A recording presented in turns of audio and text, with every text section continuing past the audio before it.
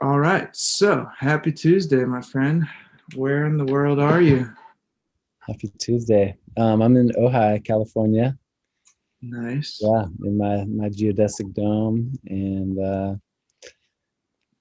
at the foot of the Topa Topa Mountains. Beautiful.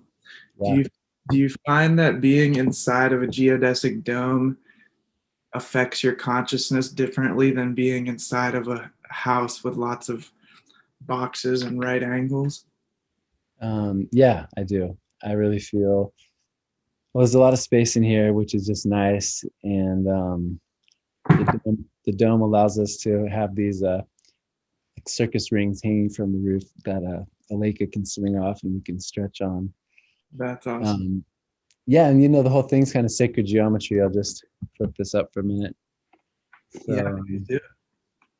yeah, it's just all these neat triangles, and you get to be in the energy. Buckminster Fuller, was really famous for the domes, and I think a lot of the visions that are bringing in the new earth. And yeah, if you look to nature, pretty much all little animal homes are some sort of circle or dome, and most indigenous homes are circles and domes. And I think it's just kind of the natural way to do things. So I feel the energy does flow in a really harmonious way. And the sound is pretty neat in here. If you're in the middle, there's like this neat kind of reverb amplification. And yeah, I feel very blessed to be in a That, dome home.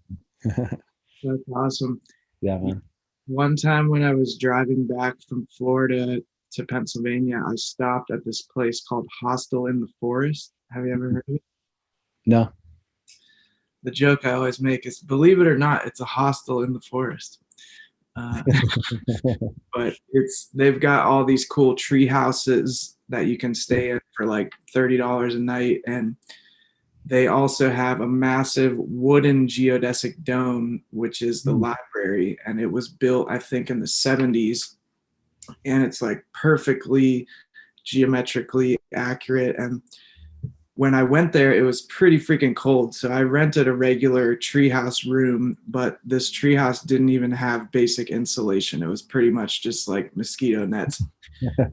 So in the middle of the night, I just went to the library and I slept in this wooden geodesic dome library.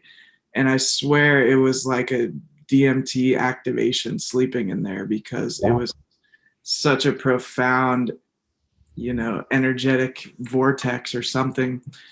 But it just really blew my mind. And, they say that my friend was telling me how being in constant right angles and boxes, it kind of it affects the way your thoughts echo. So if you think of it as like not only your voice resonating and creating a certain comeback effect in your dome, it's like when you're in this right angle situation, it's almost like your thought waves are like not being harmonious or something along those lines.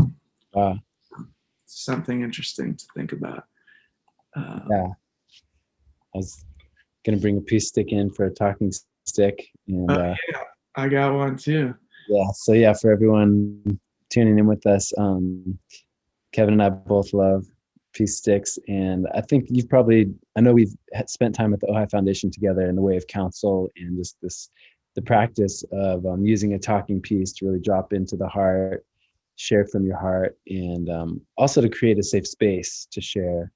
So yeah, I'd love to do that with you. And I feel like so much of the teachings and like the upgrade of human beings is around emotions right now, feeling our emotions. And I've been reading a neat book about it recently. And I know that as children, oftentimes we are kind of like told not to go deep into the emotions. If we're crying or angry, oftentimes people are trying to like stop it as soon as we could. And we, most humans, myself included, kind of learn to suppress our emotions quickly as to kind of survive.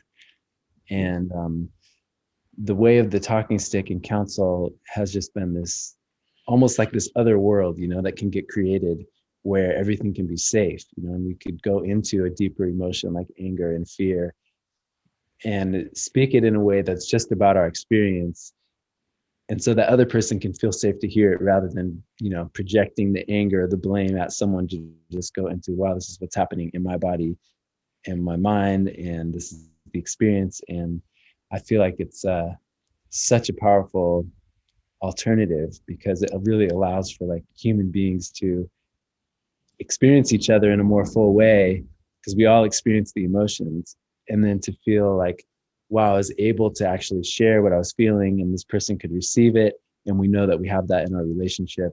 I think it really shifts things, and it builds a lot of trust. Yeah. So yeah, I'm grateful. And I think for me, the process has involved a lot of like bravery, to like, even to tell someone that I feel angry is kind of scary, because anger has been like a scary emotion in many ways in my family, Yeah. and to be able to do it and kind of like make it through that and be like, wow, I'm okay, you're okay. We Yeah. felt what we felt, and we learned something from each other. It's really special. Yeah. Thank you for sharing all of that. Yeah. And what it brings up for me is how one practice that I'm working on, even in this moment, is breathing deeper into my belly. Mm-hmm. And I feel that a lot of us have been conditioned to have shallow and quick breathing, which is kind of a way of avoiding those emotions that sit more in our belly. Like for me, anger feels like this fire in my belly. And it's like when you really breathe deep, it almost like brings that volcano up to the surface more. And so, yeah, I feel like that is, one teacher that I listen to, she says that we're coming out of the emotional dark ages as a Right. species. Like for Yeah, the yeah, two, totally. 2000 years, a lot of it has just been this kind of like hustle, hustle, hustle, build civilization as fast as possible and just bypass our feelings. Yeah. Don't worry about your feelings, just kind of like grind it out. And yeah, one topic of many that I would love to explore with you is like finding that balance between kind of the masculine and feminine energy. Some people say that the emotions are more of a feminine energy, and the mind, the logical, rational mind, is more of a masculine energy.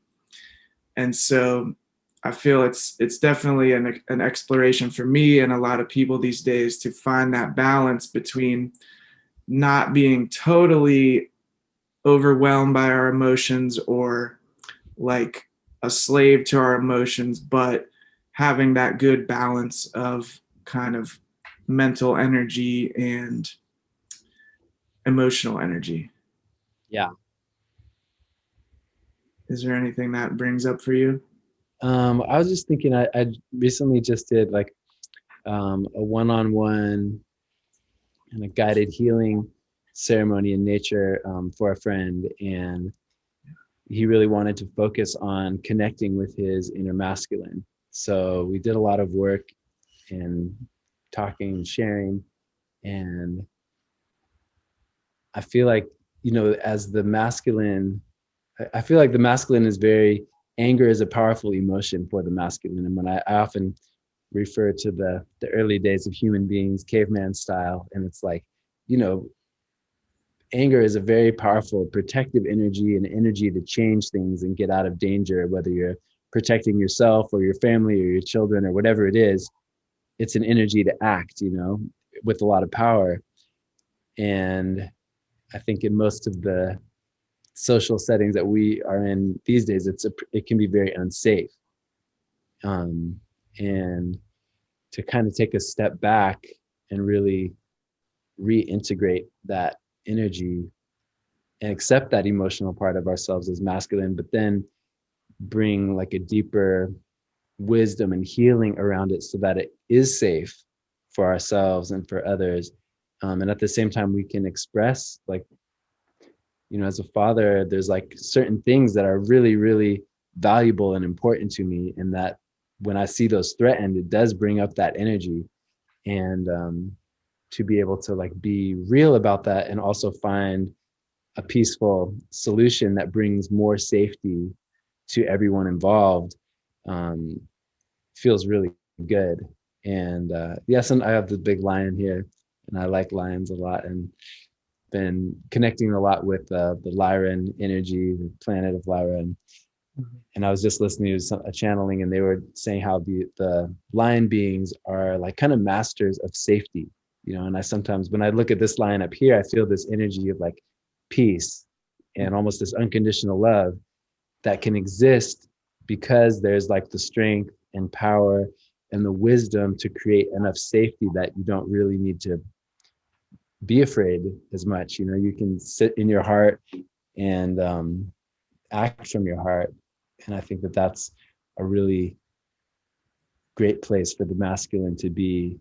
And I definitely found my journey, like as being a father, has really helped me focus a lot on safety. You know, it's like I'm always aware of the environment and looking to, yeah, just make whatever adjustments are necessary so that it's more safe. You know, if ever I see like two children playing, it's like I'm kind of scanning the area and seeing like, okay, are there like big sharp objects close by to this wrestling match, or you know, whatever it is. And sometimes you can just make a few little adjustments.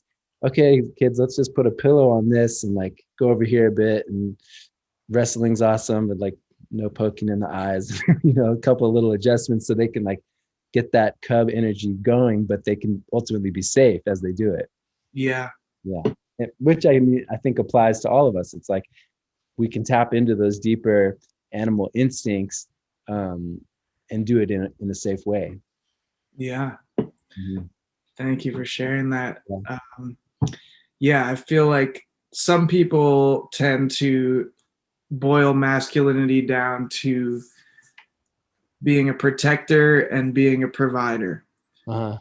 And I think that those are extremely valuable, core pillars of masculinity. And I also think that throughout the years, throughout the last, say, 2,000 years, perhaps there has been kind of an imbalance of masculine being too dominant. And it's almost like some people say it was as if we were developing a certain part of our brains that was more of the logic, like, and that would give rise to technology and kind of like an outer manifestation of mind energy, Mm. but in that process we kind of lost sight of some of the importance of the feminine and the feeling and the gentleness, and the receptivity.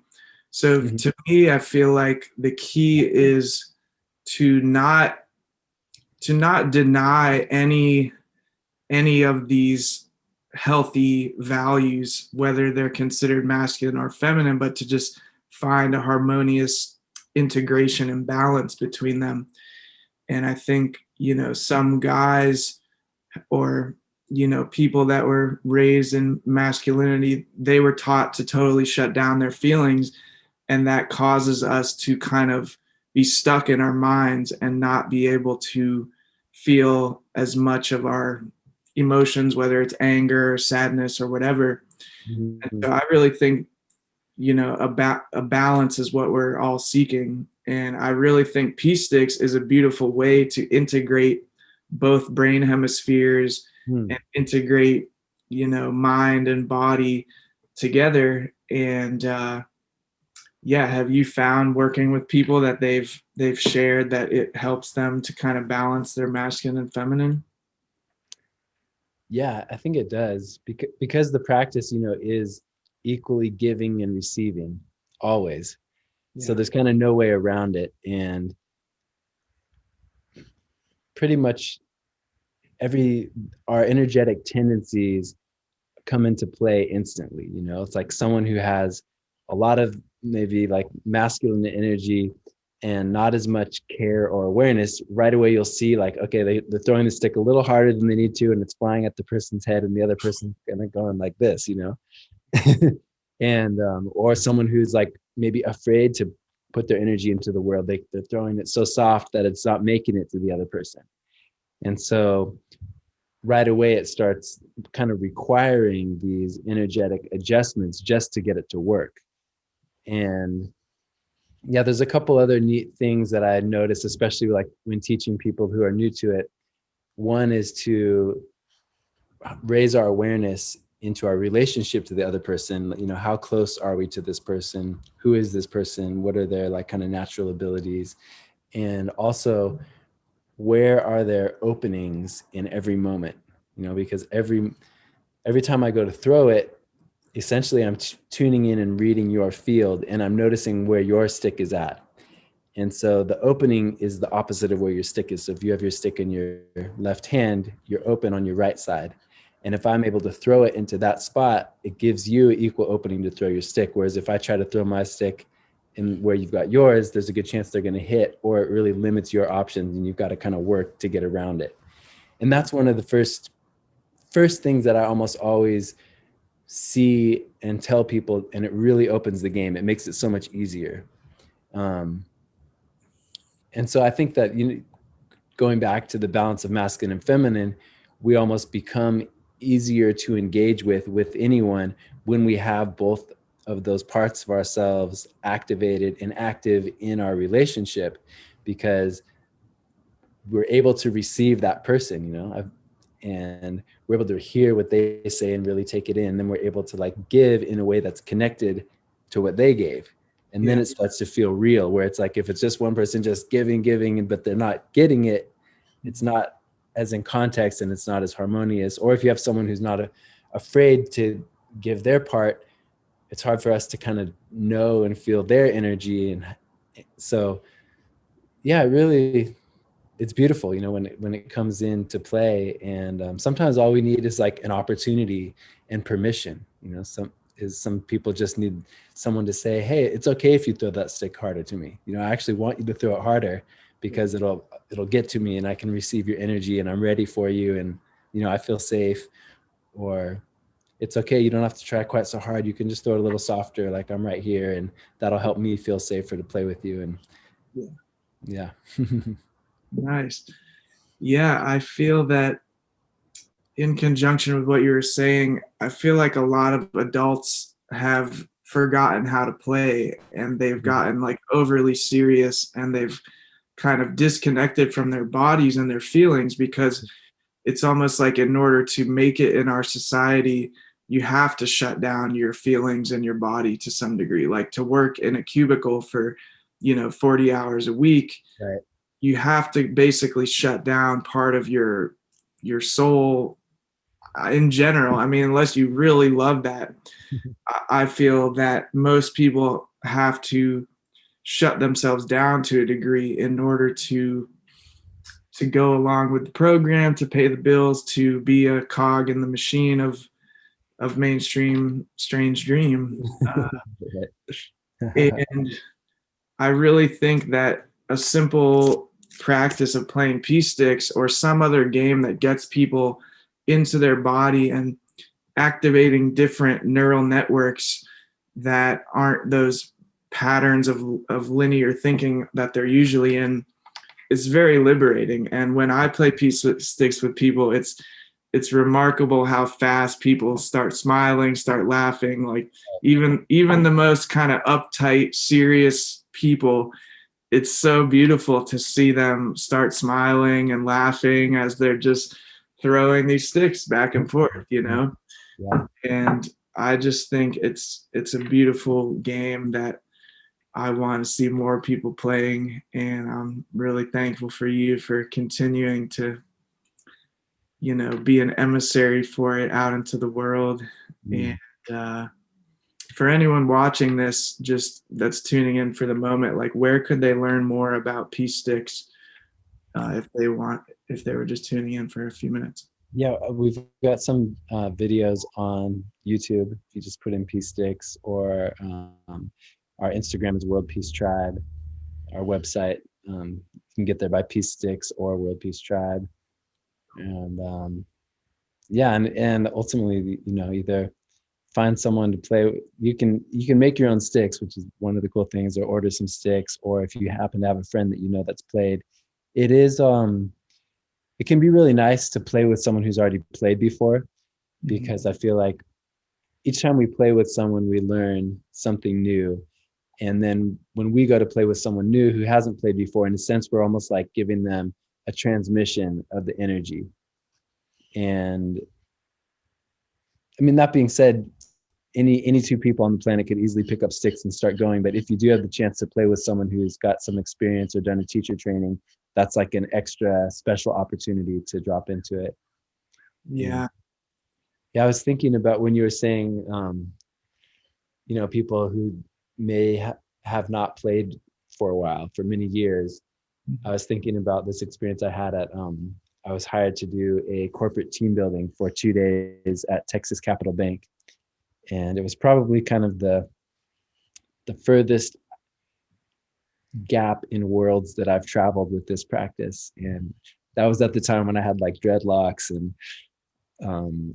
yeah. So anyhow, I got hired they flew me out to Texas and I trained this like group of like 50, banking executives for 2 days in Peace Sticks. And yeah, it was seriously like a funny and miraculous experience just watching all these people who for the most part sit in cubicles and like email each other even though they're like 20 feet away, from all different walks of life, just get out there in this like grassy area next to their building and start throwing sticks and just watching people like come to life and, like you said, start laughing and really giving it their all. We did at the end, we did the big circle, where we have everyone making a rhythm with the sticks and two people go inside of it and play. Yeah. And it was like the people who you kind of like would least expect, like people who, maybe just you could tell didn't exercise or eat that well, but they were just out there like giving it their all, sweating and laughing. And it was just such the beautiful experience. And I really get these feelings of like being back in a tribe. It's what I imagine a tribe would do together, make music and really like play hard. And it was just so cool. I had brought some sage from Ojai, like a big sage bundle. And I asked like the person who had hired me, like, is it okay to like burn some sage? And they're like, okay. And so I went around and I told everyone, this is some sage from Ojai. It's used by the Chumash and other indigenous people to kind of cleanse your energy field. And it's optional. So I'll just come around and if you want it, just put your hands on. If not, just go like this. And so as I'm going around and I'm kind of thinking like, okay, maybe not too many people are into this. And everyone's going like, yeah, can you do me again? Like I need more of this. And it was just so cool to like, see these people acknowledging that they wanted to like clear this energy of stagnation and they wanted to do this and have fun. And I think that's really the beautiful thing that I've seen is that, we can judge people for a businessman or this or that, but deep down, it's like we were all children and that opportunity to like play with someone is fun, and it's like, I think everyone really loves it. I asked Aleka the other day, we were talking about making friends and I think he's going to be 8 next week. And he's kind of getting to that age where there's a little more like awareness of like, who's my friend and who's not my friend and how do I become friends and this and that. And he's just feeling like a little shyness. And so I asked him in the car, I'm like, well, what is a friend? And he's like, oh, it's someone that you play with. And I thought, wow, this is just like such a beautiful definition. We probably all had that definition as children. And yet here we are, calling all these people our friends, but how many of them have we actually played with? Yeah. And then you start to question, well, how deep is our friendship? Are we just like acquaintances to get something, or what is the nature of our relationship? Yeah. And maybe I think if we just go back to that simplicity of like, hey, I want to go play with my friend, like. Yeah. Thank you for sharing all of that. Yeah. So what I feel that a reason why a lot of adults don't play is because they don't think that it's practical for their day-to-day life. They don't think it's important. They don't think it's practical. They think that it's weird. Some people might judge it as immature or something like that, but I feel like when you boil down to it, it's ultimately what we're all seeking. It's like, why do people work these jobs for all their life? It's because they want to achieve a certain state of mind, body, and spirit. They want to feel safe and secure and like they have a certain quality of life. Though I feel like a huge piece of a good quality of life is being able to play, being able to enjoy the moment and not have to be thinking about all this future and past. It's like to be hyper present. And that's really what Peace Sticks does for me and for a lot of people, is it brings you so deeply into the moment that you don't have enough mental energy to think about stuff because you're doing sticks back and forth. It's like you're just absorbed in the moment, and that is so liberating for people because they get a chance to put all their to-do list and stuff aside. And another excuse that people have is like, I don't have enough time. Though I feel that play kind of expands your sense of time. It's like if you're just in your linear mind all day just doing tasks, like it feels like time is like against you almost sometimes. But if you can get into these states of play, it's like time kind of expands and you get to experience some degree of timelessness. Yeah. And there's actually neuroscience to back this up. Like when you enter a flow state, certain parts of your brain turn off to some degree. The parts of your brain that are like constantly your inner critic, as well as the part of your brain that kind of keeps track of time, it kind of like dissolves a little bit. And that's what Buddhist monks, they can at will like turn off the part of their mind that is their inner critic or their timekeeper. And I feel like games like Peace Sticks is another cool way to do that. Yeah. And I also just want to say hello to everyone in the comments. We got a few. Hello, Larry, Justin, anyone else tuning into this now or in the future. Larry was saying how our social emotional intelligence is in its infancy. And yeah, I have to agree. We've got a lot of good healing work to do when it comes to emotions. Hey, Chrissy, thank you for tuning in. Larry also says AI will change the lack of face-to-face in-person contact once the job market is reduced. Yeah, that's possible. I think AI is like a pinnacle creation of our mind. And it's like, I just get heebie-jeebies from people that are like wearing these Oculus things. It's like, to me, it's like they're getting sucked into the Jumanji. Like, you remember the movie Jumanji where everyone gets sucked into the game? Right. And so Yeah, go ahead. I feel like that's what's happening with technology. And I really feel like it's actually changing kids' brains that are always on these screens growing up. It's like we're just running this big experiment. Like we've never tried to see what would happen when a kid spends 8 hours a day on a screen while their brain's developing. Like we don't really know what's going to happen. And I feel like what it's doing is it's disconnecting people from the intelligence of their body, so they're less empowered and connected to their intuition, which is really our inner guidance. So to me, that's extremely dangerous when people are like sucked into the technology world and they're not feeling and taking care of their actual body. You know what I'm saying? Yeah. Yeah. Yeah. Yeah, I do really. I feel so much for the children, every time I like go into a city or just different places where I see the lives that children are living. I really feel for them.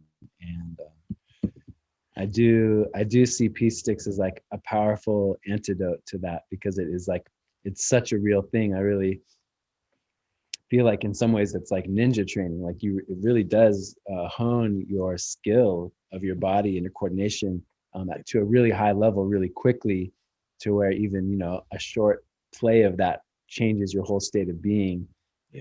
Like you were saying about going into a flow state.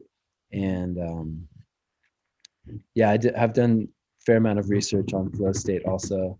And I remember like listening to some podcasts on flow state before I went in to teach peace sticks at a rehab center.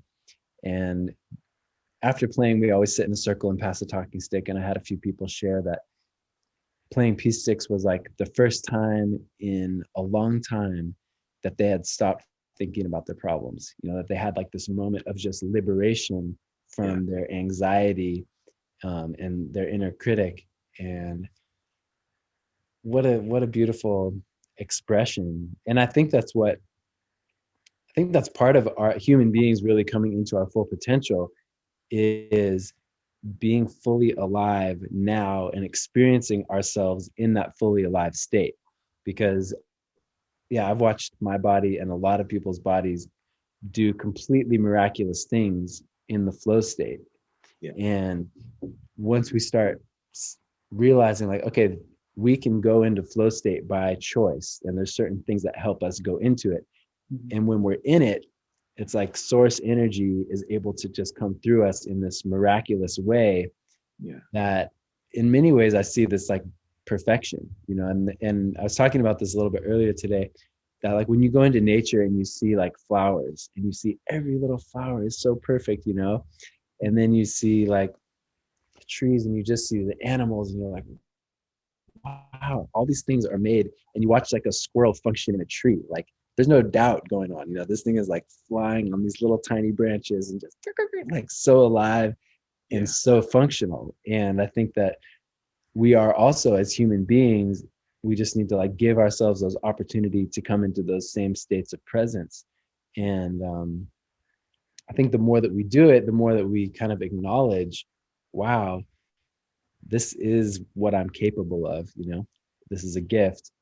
And I know also in some of the talks about flow state, they said like so much of the advances in human progress, whether it's arts or science or technology, happen when people reported they were in a flow state of some kind. So I think it's a great place to be. And I think it is the anecdote from this kind of like limiting sense of being that we get from stress and from anxiety and like repetition and fear of thinking, okay, and I have to do this, and now I have to do this, and I have to do this, and I have to do this, and I don't have time to play, and I don't have time to feel. And if we can just kind of short circuit that for a moment, wake up in the morning, do yoga, do some peace sticks, go for a run by the river, whatever it is, and get our body like feeling and fully alive, get that our own circuitry functioning at a high level, then bring that energy into what you're doing. And it's like you can just kind of like enjoy it, start enjoying it, and bring a little bit of love into that to-do list, into our interactions with people, and more gratitude. And all of a sudden it's like the square room starts turning into a dome. It's like our life starts getting a little more beautiful and harmonious, or a lot more. And and I'm so grateful just to see so many people posting and talking about and learning about their own practices, because there's so many awesome ways to do this. Thank you, brother. You touched on having a morning practice, and that's something that I am a huge advocate for. And anyone tuning into this, I encourage you to figure out a morning practice or a rising ritual, you could call it that, something that works for you, that gets you into kind of a groove, getting your energy moving. A lot of people say, like my dad, for example, he's like, until I've had my second cup of coffee, my brain isn't even working. And so the theory with that is that, you need the caffeine to get your brain working. But my whole philosophy is that our mind and our body are actually one whole system. And so until you actually get your body awake and moving, your mind is only at maybe 60% of its true potential. So I feel like if people can even just go for a walk and get fresh air in the morning, that's what I love to do in the morning, is fresh air within the first 20 minutes of waking up is really important for me. Mhm. And that just gets that life force energy flowing through us again, Yeah. which I feel does connect us to our intuition, does connect us to divine intelligence. And perhaps the reason why so many people are feeling so unhealthy and like depressed and out of alignment is because we've shut down that circuitry, that good energy flow. And so Yeah. I think having a movement practice in the morning is really just crucial. Like whatever people can figure out for themselves, I really like to push myself to cultivate that discipline in the morning, because over time I've seen it's like if I do a morning practice, then the chances that my day is going to be Yeah. awesome goes through the roof. If I don't do a morning practice, the chances that my day is going to be pretty crappy is pretty much guaranteed. Yeah. Uh, how Yeah. about you? What do you notice with having a morning practice? Yeah, I agree. And sometimes you can go back and like fit the yoga in or something and later in the day, um, and kind of like fix fix a day without a morning practice. But the morning, there's a lot of awesome benefits to the morning. And the yogis and the Taoists, talk a lot about this, that in the early morning, the chi is rising. The sun's coming up, the light's coming out, the energy from the earth is rising. So a lot of practices say that's like the best time to cultivate chi. The air has more ions in it, so you've got that going for you. You've got a general field of earth energy, just going out and breathing that air. And then you've also got the sun coming up. So I love sun gazing, and I think there's something really, really powerful about watching the sun come up, or looking into the sun early in the morning, and allowing that light, because our systems are electrical. So we get some like the source energy that's giving life to everything around this planet coming through us, with some deep breaths and then some movement. And then, you've got the birds singing to get the good frequency. So there's just like all these things going for that morning time. And it's like, it's like a band. I use this analogy with pea sticks too, is that it's all about a rhythm. Sometimes you'll see two people and they just like, well, they just throw it, but they don't try to start together. And then you just see this very like dysfunctional thing going. But if you start it in a rhythm, Yeah, boom, now you're making music together, and there's a greater force and cycle that's guiding the whole thing, and it's easy. You just ride it, just like you see a little baby like dancing to music when it comes on. It's like, oh, there's the wave, cool, my body goes with it. So I think it's like our day is kind of the same. If we get up and we get into a good flow in the morning with some good energy, we can stay in that rhythm through the day. yeah, And I also was definitely thinking about Wim Hof and some of his teachings about nature, and how, it's actually really good for our body to experience some extremes, to walk outside in the morning barefoot when you're cold, and just feel that electricity going up, or take a cold shower, or just breathe cold air, or just do some really deep breathing. All those things, it brings more feeling into our body. If we go into the cold for a moment, it's like every little cell on our whole skin is feeling that. So okay, we're feeling more now. yeah, So I think that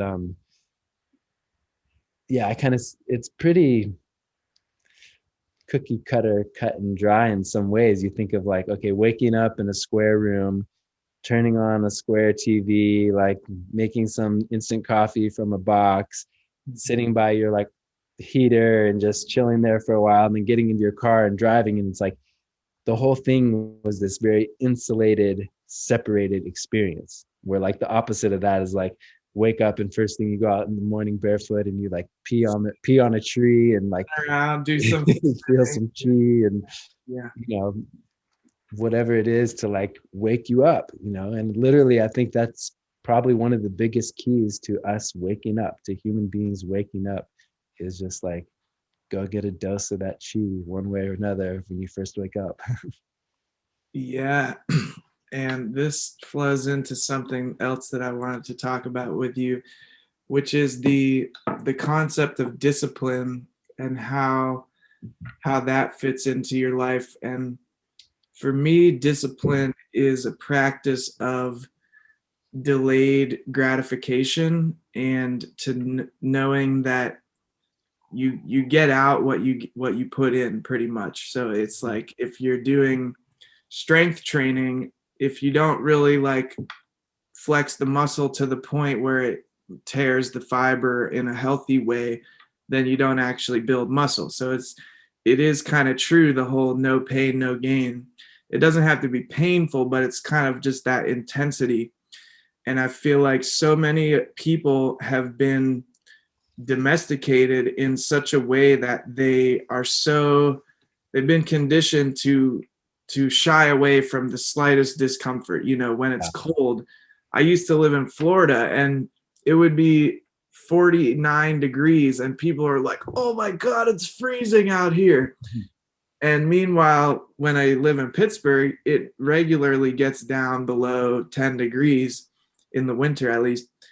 And so it's like this relativity where if you're conditioned to give up, to freak out at a certain threshold, Right. you never actually get to experience your true potential, because you give up after 3 push-ups when it gets a little bit uncomfortable, and you never realize that you could actually do 25 push-ups if you just kind of push yourself and Yeah. let yourself reprogram that because we're taught to be pain averse, is like the psychological term, where we get scared of anything that we consider pain.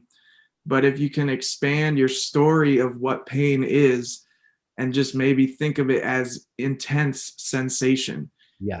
It's like when you go out barefoot in the snow, it's not like you're really in pain. It's just like freaking intense and you're not used to it. But if Yeah. you can slowly build your capacity to experience more intensity and more sensation, then your life just becomes so much better, because you're not living in this tiny little bandwidth of like, oh my god, I'm cold, oh my god, I'm Yeah. hot. Right. And sweat lodges have done the same thing for me. Like after going through intense sweat lodges, Yeah. it's like nothing is hot. The hottest day is easy peasy for me, because I've been in, the hottest sweat lodges, or very hot sweat lodges.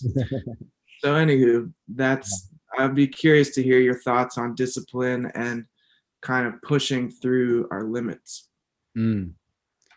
Well, I wore my tiger necklace today because it's you're the tiger, the water tiger, And I think the tiger's kind of been used almost like as a little icon of like, go get him, tiger, like power. Mm-hmm. And yeah, when I teach Peace Sticks, we always do the part at the beginning when I invite everyone to say their name and an animal that they like. And yeah, I guess for most beings on the planet, there's like a necessity to engage because your life depends on it day to day. Like there's a necessity to either go hunt or go find water or whatever you got to do. There's this deeper need for it, and it's like in there, and there's not even a question of it.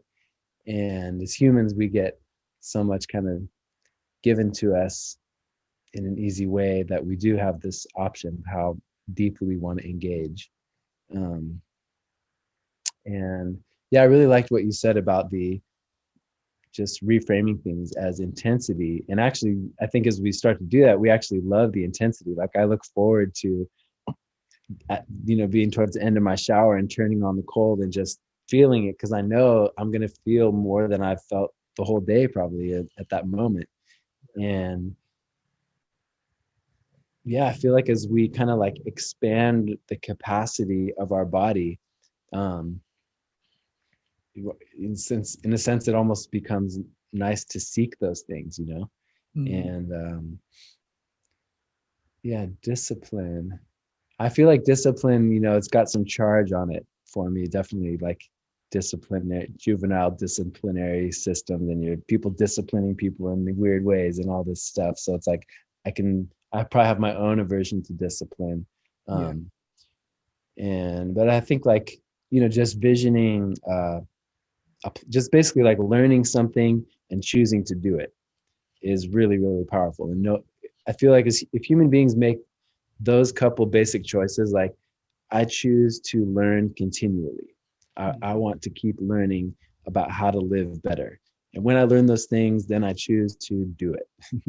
At least give it a go, and find those things that really resonate. And then, yeah, acknowledge that, wow, when I do this, I feel good. Like, so I'm going to do it. Even on those days when there's some resistance or hesitation, I'm going to do it. And then I think, we kind of build our self trust, our belief in ourselves, because we know that we can choose something and follow through with it. And then other people see that in us, and we can really encourage each other with that ability. Like sometimes working out is a lot easier with a friend because you're both kind of like helping each other get the momentum going. Yeah. And that, it's always been like that for me. Like if I just go to do a workout on my own, like it's much more challenging than if I'm going to go like play with someone.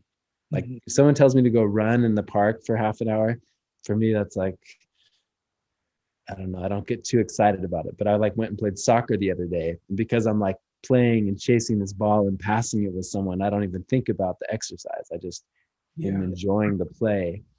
So I think, different people have different approaches to it, and it's kind of about, I think, finding the things that are the most joyful, that we do enjoy the most, and that are giving to us and helping us to feel good. Yeah. Thank you for sharing all that. And Yeah. I feel like a lot of people have that kind of aversion to the discipline, as you said, like having a charge to it. And I I noticed that within myself. And for me, I feel that a lot of it comes from our parents or our teachers not respecting our free will, rather Right. than Yeah. rather than asking us to do something, Yeah. saying, "Clean up your room now, do it." And it's like there's no honoring of my free will or my choice. Yeah. And so like I noticed that as I tune in with my inner child, it's like, don't tell me what to do. Like I don't want to hear that. But I do feel like a lot of us do need to do healing around that, Mhm. because we can sometimes let our less empowered parts of ourselves like run the show, like kind of our lazy self, because like, oh, don't tell me to work out over here. I'm not mocking you, but like I'm mocking myself, Yeah. of like, oh, don't tell me that I need to push myself. Like, fuck you, A lot of people I feel kind of have that resistance, and this ties back in with the masculine energy, because I feel like it's often the masculine energy that is like, hey, I know what's best for you. Just listen to me and do it. Yeah. Or And else or often. else, yeah. I mean, sometimes there might be a punishment against after it, which would make people probably even more averse to it. Yeah. And so I think that if we can kind of do our healing work around that discipline, then um, we can utilize it more as a superpower. Like I actually really enjoy listening to motivational speakers and people that are like, you need to fucking push yourself. You need to like really dig deep all the time, Mm. because that helps me to push my limits rather than to just give up after a certain amount of time. And I think that having that discipline is a part of it, is having a mission that you're on that motivates you to be like, okay, I'm gonna get up and do a really strong morning practice so that I can be my best for my community, for the people that I'm serving, for my clients. I want to show up my best, so I need to get up and do my morning practice. Excuse me. Um, so I'm curious about, like, for you, having something that is an important mission that you want to follow through with, so that, like, I've heard you talk about your music and how you have to do all these tiny little steps that build towards this giant thing at the end, but it's like so many little action steps. But I feel like for people that don't have some big end goal, after 3 action steps, they may be like, oh, I give up, you know? Yeah. Yeah, I really agree that there's a lot of kind of reframing and re-choosing, because mostly the old system, the strange dream, since we're young, we're put in these situations where it's like we're told what to do, and if we don't do it, there's a negative consequence, which could come along with like shame, or not being accepted, or not having friends, or your parents grounding you, or all these things, and this is like a daily thing. You go to school, they force you to learn some things, you've got homework that you have to do your homework, and if you don't do it, and so, and the same with like jobs, you miss a day of your job, you might get fired. So there's like this fear that's kind of looming over and oppressing and making you do all these things in your life. So oftentimes when we get out of that, we're like, thank God, like I'm never gonna like do that again, because that sucked, right? So there's that period of like finally being free, but then it's like, okay, well, if I don't have to do anything, what do I actually want to do? Exactly. And I think that's like such a pivotal point. And I definitely, I have my own resistance in my creative projects and everything, because it's like I'm my own boss, or I'm my own motivator, which is sometimes a lot harder than someone else saying like, hey, show up here at this time. And I feel the most energy, the most effortless energy comes at the moments when I'm able to tap into a deeper purpose. And for me, that sometimes happens just when I like really feel the children on the planet, and like the world that they're living in, and the challenges they're up against. And or see my own children, and then it's like really feeling like, wow, I really care. I really have a deep care. I really have a deep value that I want to create a different experience for children on the planet, and even for nature on the planet. Like I love those things so much, and I want to be a part of them flourishing into the future. And then bringing that into what I'm doing, whether it's making a song, or making a pair of pea sticks, or making a post online, if I can connect it to the reality of what I want to create, there's this energy where sometimes I get, if I feel like kind of separated, I'm like, okay, I'm going to make a post on Facebook about this, but I'm just kind of thinking of like, man, do people even want to come to the thing I'm doing? Or if it's just me, I kind of don't have much energy. But if I'm somehow, like if I was just in Indonesia on this little island, where like playing pea sticks with all these kids and feeling their joy and seeing the trash there, and just kind of like imagining, okay, how do we bring some good energy to this? Yeah. And I really have them in my heart, and all their little like smiles when I write this thing.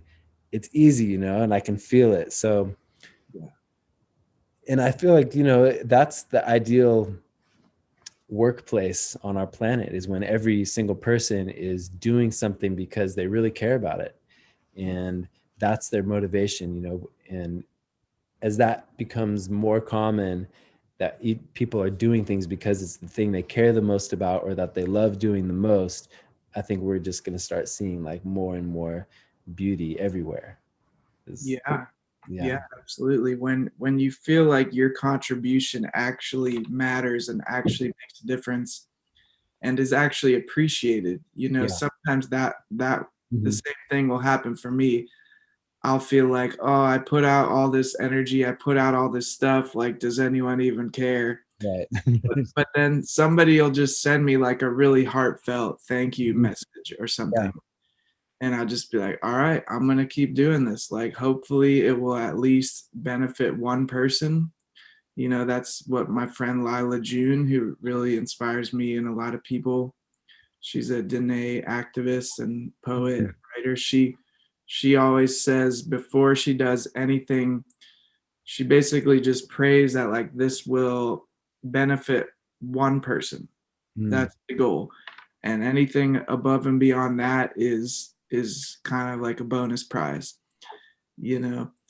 But I think that's really beautiful, and it yeah, sometimes people get jaded and cynical, and they wish they had a million followers. But I think about this a Yeah. lot. Like, maybe we're not all supposed to have a million followers. Maybe we're all supposed to only serve like 100 people or something, because it's hard to keep track of a million followers. You don't even, if you had like a 5 minute conversation with every one of them, it would take you like 6 years or something, Yeah. you know? Yeah. So I think that the key is, yeah, just like finding ways to stay in that good energy flow, that give and take, and finding ways that kind of to feel like your gifts are being received. I think that's really what we all desire, is to feel like, oh, this gift that I like, when you give Yeah. someone a when you give someone a Christmas present, you don't want them to be like, I'm playing my Game Boy, sorry, like I don't Right. want to Right. get that, you know? So it's like, I think we all desire our little contributions to be received. Totally. Yeah. It definitely feels good. And I think that's like the struggle that a lot of light workers or people believing in the new earth come up against, because here we are like telling, telling our parents and everyone who's like invested in our education, like, well, yeah, I think I want to like go to this series of festivals and like do yoga and like just get in my heart. And that's my contribution. And they're like, everyone's like, whatever. like, um, and so it can take some strength to like Yeah. also affirm your path, even with if you're not being seen it sometimes, or you feel like the world isn't receiving you, Yeah. and to continue on it. And I do think there's a very powerful thing in doing things for the joy of doing them. And the more that we can get our like affirmation from that, it makes us even stronger, until those beautiful moments when we do get some reciprocation in one way or another. And and we have so much power to lift each other up, like you said, just one little word from a friend about something like can switch our whole like mindset on it. So Yeah. it's great. I feel like there's a lot of like empowerment happening between people, people really encouraging each other to keep going, which Yeah. is awesome. And yeah, I know I felt like that with my music a lot, like put so much love into it and then like put it out. And sometimes I feel like I don't quite know how to play this like online game of music to get the followers and stuff. And or even like the music industry, it's like we used to have this idea of like, oh, to make it as a musician, all of a sudden like you're making a lot of money. And so I've definitely had like many moments or struggles where it's like I kind of question, okay, Mhm. is the world receiving what I'm putting my heart into? And it can be challenging, but there's also like, yeah, those moments when someone appreciates it. Or, for me, it's like, I really just love listening to my own music sometimes. It's like, I wouldn't make the song if I didn't love it. Like somehow I feel spirit gives me a song. Yeah. And when I start singing it as I'm like doing my morning practice and I feel good, then it's like, all right, I like this song. Like I feel good when I sing it. So I'm going to like record it because I want to hear it like at a higher level. And I know that I'll feel good. And even there's moments when I kind of doubt who's receiving it, but then I've received some like beautiful feedback. And I do know like for those people that have gone deep into it, it really touched them. And then I feel even so much more inspired to keep going. So Yeah. Well, brother, I will just say that I have thoroughly, thoroughly enjoyed your music on mm, countless occasions. So, mm, me as a representative of humanity, thanks you, brother. And I really feel that so many things that me and you and that many people have created, I, mm-hmm. I call them time release capsules. Yeah, right. These little pieces of medicine that you take, and it has to digest in your stomach before it releases.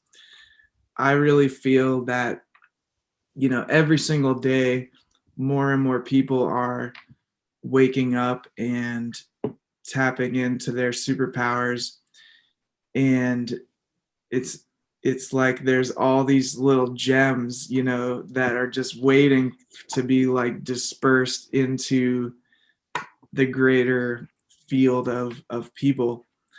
So I think the key is just keeping the faith.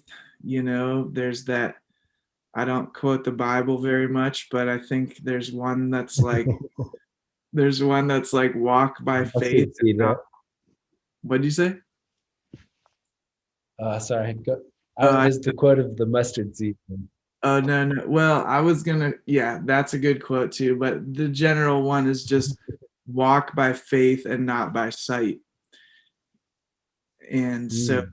to know that you are doing what you feel called to do, even if it doesn't, even if you're not seeing the certain results yet, is just to keep that faith. And another similar metaphor is that bamboo will grow for 5 years down. It will grow its roots for 5 years down before it really grows at all.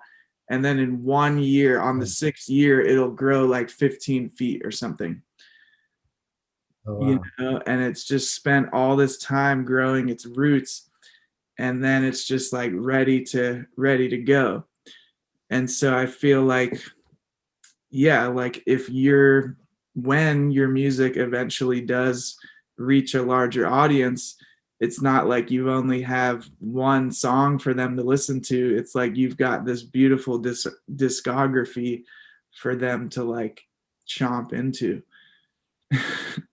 You know what I'm saying? Thanks, man. Yeah, and you definitely have encouraged me a lot.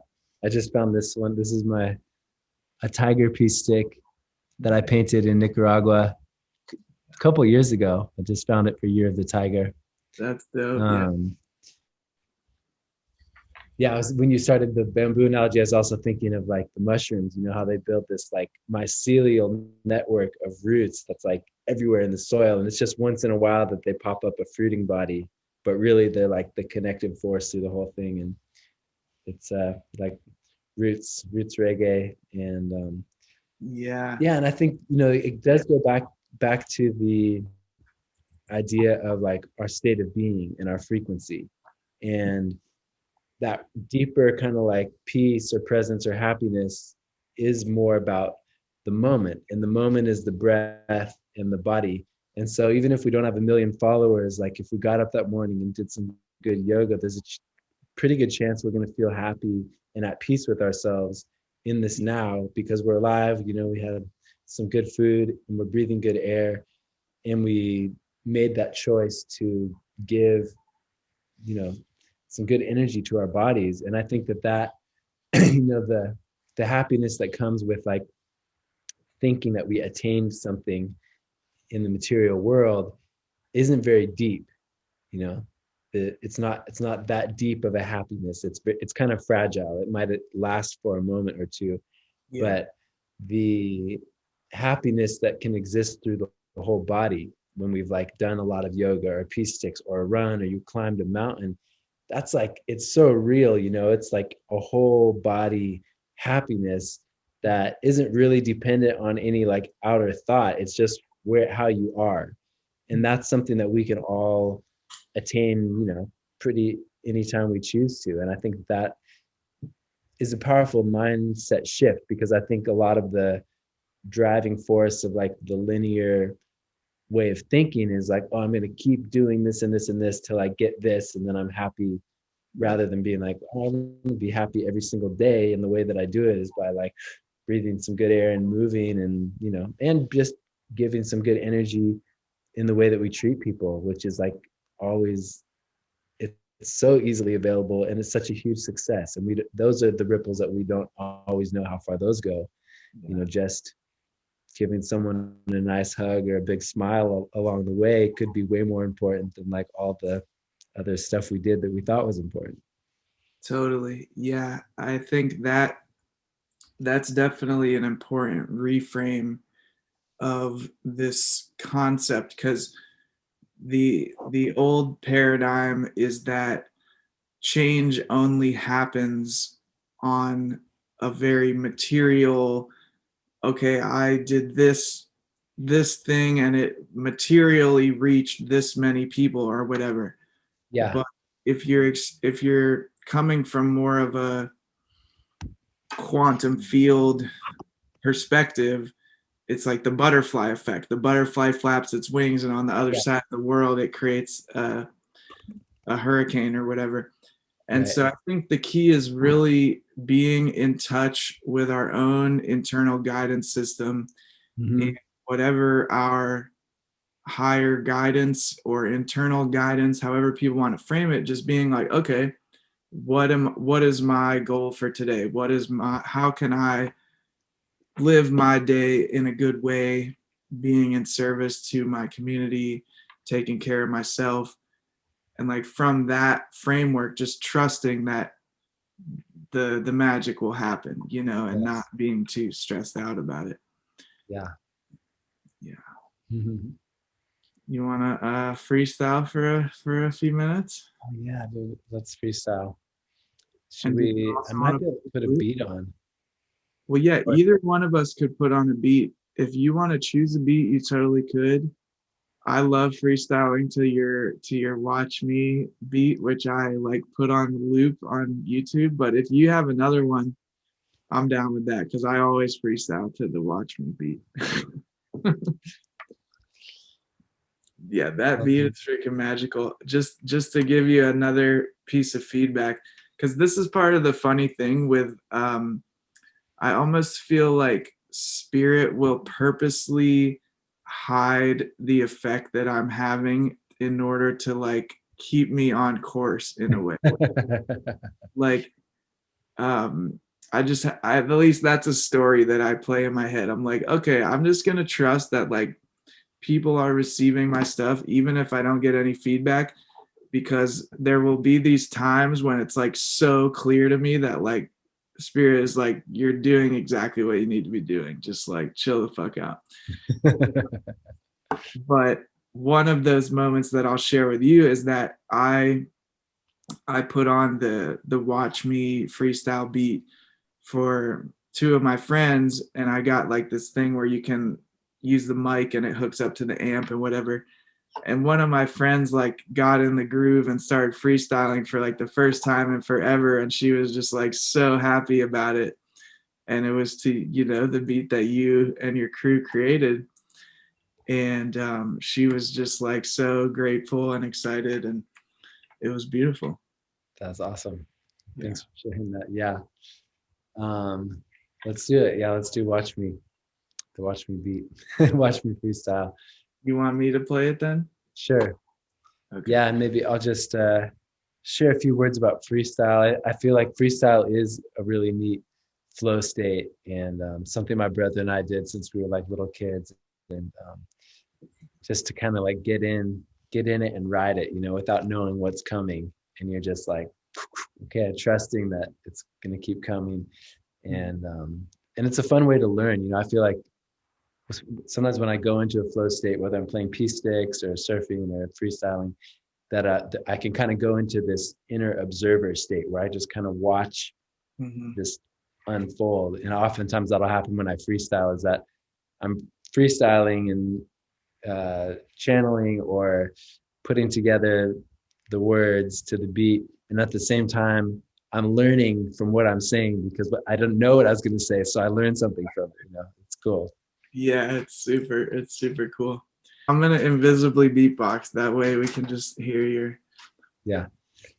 So sometimes it's challenging to rap on Zoom. I tried to put my speaker on so I could hear the boom of the bass. I could see your face, but I couldn't hear your words. I looked out of my window and I saw a couple birds. They were flying in the trees. So I'm sending these little droplets of energy to my man. Used to call him philosophical as we expand our viewpoint of the world in open hands. We used to have the fist closed and the missiles and bombs and crazy stuff going on inside our minds, feeling blind to a new possibility, hostility, and all these crazy things. But I'd rather just be chilling, G. So I do my morning practice, go outside and touch my cactus with a little poke. That was just a joke. He said it's just a joke, and he shares it with the folks, doing our things, and we're playing with some ropes, and we're playing with some sticks. like we out in some nature, doing our things, giving love to our haters, because the haters might just give us some motivation, and we could send our inner haters on vacation, because we don't need our inner critical. We don't need to be so hypocritical. We gotta focus on that integrity. Shout out to Buckminster Fuller. He talks about tensegrity because he is in the geodesic dome. That Oh, is his home. It's the eagle's nest doing his thing. Yo, we give thanks to the legends of hip hop. Do yes. climbing mountains and we go into the tip top.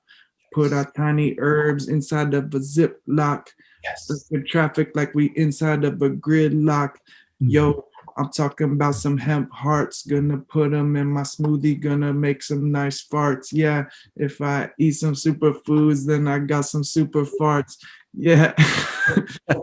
Where we start. Yo, what That's you my man. That's my man Kevin going hard, eating superfoods and tooting in his backyard. He blew me back far. I was like, yeah, I was chilling in my geodesic, de-stressing, trying to unlearn the lessons. Smith and Wesson transfer into flower blessings and planting seeds. Can't you see the same thing for my community I would want for yours? So grab your oar and jump into my canoe. See what we could do if we row together. We like birds that are sharing feathers, making wings. We taking things to the 5D. Fifth density, everybody clenching teeth, stressing in the city streets, trying to just find a beat to lift me out of some vibration of a slum or scummy place that I was. Gummy bears and fuzz on my face. Don't understand my place in this world. The rat race where they pit the boys against the girl was the masculine and feminine as if they were separate. Now I open my heart and I let it intermingle. No more popping Pringles out of circular can. I know a lot of people who just bought a van, changed it into their home, and now they roam free. That's me chilling in my dome MC. He said people might roam free. You could call them nomadic. They tap into the ancient vibes like they are Jurassic.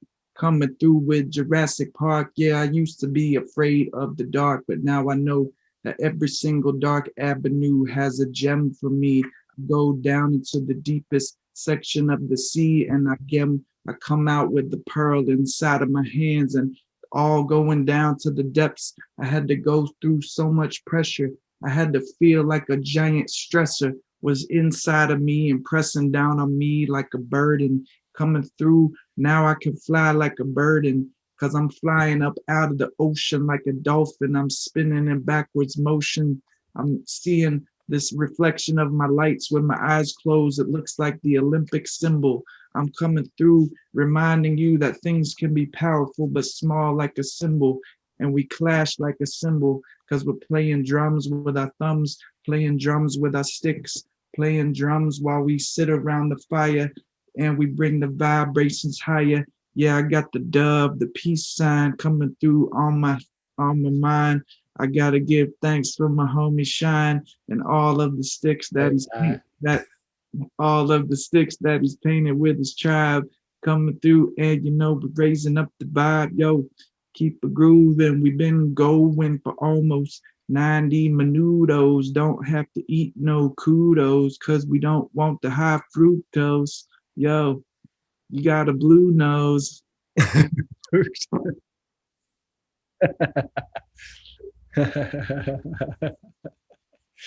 No high fructose. No excuse, yo. I won't be feeding my kids high fructose. No juice in a juice box with some artificial red color six or some yellow dye. I said, hello, my good friend, nature. I like that butterfly pea tea that makes it fluorescent blue in the evening with some blue lotus. You know this, Egyptians used to do it in the middle of the pyramid. Sonic frequencies, that's how I heard they did. Put a million blocks on top of each other. Sacred geometry connect to the mothership. That's what I listened to. Either way, I was kicking through these barriers, walls, and false projected dimensions. I was sentence to the end of the sentence, added it with a comma and a conjunctive word like, and some birds came along and laid eggs. I helped them stay warm by sitting on them like a chicken.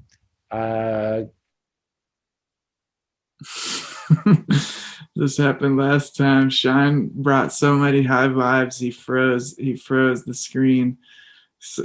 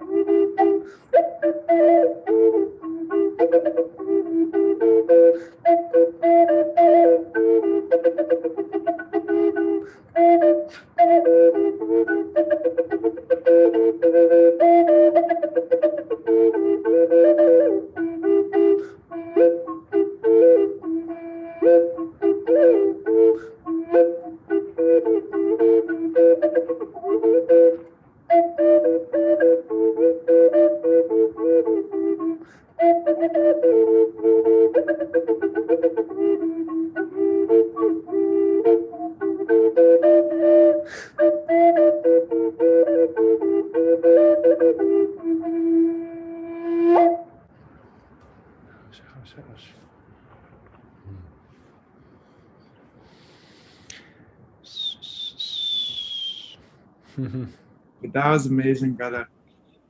I Oh, really, I good. really loved the flute music that you Thanks, shared. man. Thanks for. I think it would be awesome to just like record some little Mm, jams like that you do, because yeah, it's medicine. It honestly really taps me into like the DMT realm. I feel like flute music is very tapped into the DMT realm, as I call it. Well, it looks like the connection is dwindling. yeah, yeah. Let's wrap it up, and we can always do another one. It's so fun, bro. I really love like just talking with you. And yeah, for those of you who don't know, we got like every time we get do a phone call or something, we just end up having like all this amazing learning and inspiration happening. So we're like, let's just share these kind of conversations with people, and that's kind of how this is our second one we've done. And yeah, it's fun, bro. I really love like your consciousness and your thinking and your heart, and it's just an honor to get to explore life with you. And Yeah. Thank you, brother. Yeah, there's a delay. Might have to catch the replay. We're just passing the sticks back and forth like a relay. um, but yeah, let's just do a little pause breath to close it off, because it seems like the interwebs are kicking us off anyway. But we got a solid 90 minutes, so this has been really nice.